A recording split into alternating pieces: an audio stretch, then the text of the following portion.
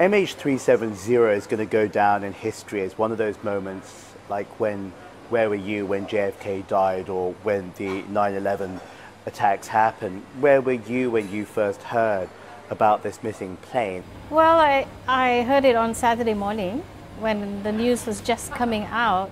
There was a slight surreal feel to it, like it was a bit unreal. But of course, as we watched the news, well, this is very real, and going on social media and people saying, oh, I know that person, I know that person, I know that person on the flight, then definitely it hit home. This is very, very real. This is a big crisis. You're a social activist. Your father was the longest serving ever Prime Minister. Obviously, you've got a completely unique insight into society here. What's your Malaysia? Well, my Malaysia, I think, has two faces, I guess.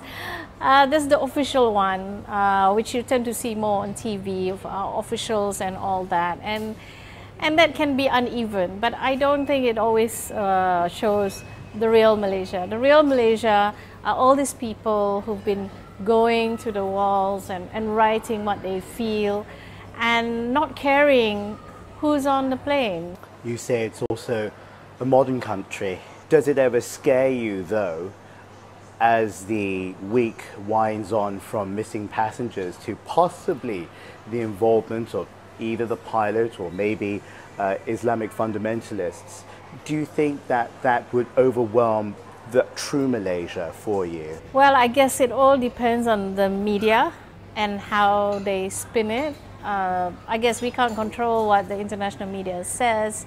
If something like that is true, and I don't know whether it is, you know, I mean, that might be the path of inquiry, but we don't know at this moment. I think it would be considered an aberration of what Malaysians are, not at all what the average Malaysian is at all. What do you think it is that people hope for at this stage? Do you think they truly believe that survivors will be found, or do you think they just hope for peace no matter what? We're also thinking about the families. You know, the families who are waiting for the news, and the worlds are really in support of them too, to make them know that they're not alone. We're holding their hands, you know, and we're embracing them, and we're going through all this with them. You've been bringing your own children to the Walls of Hope, and I was watching the news and seeing your parents going to meet the families of the passengers here in Kuala Lumpur.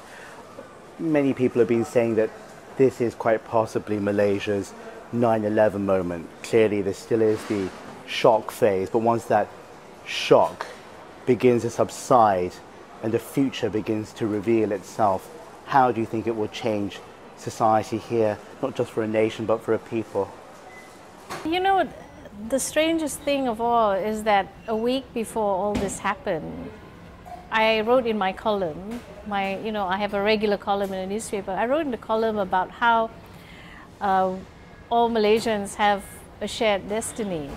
And I used the analogy of being on a plane, that we're all on this plane we call Malaysia. As sad and tragic as it is for the families involved, for the rest of Malaysia, I hope that they get it, that we are all on the same plane.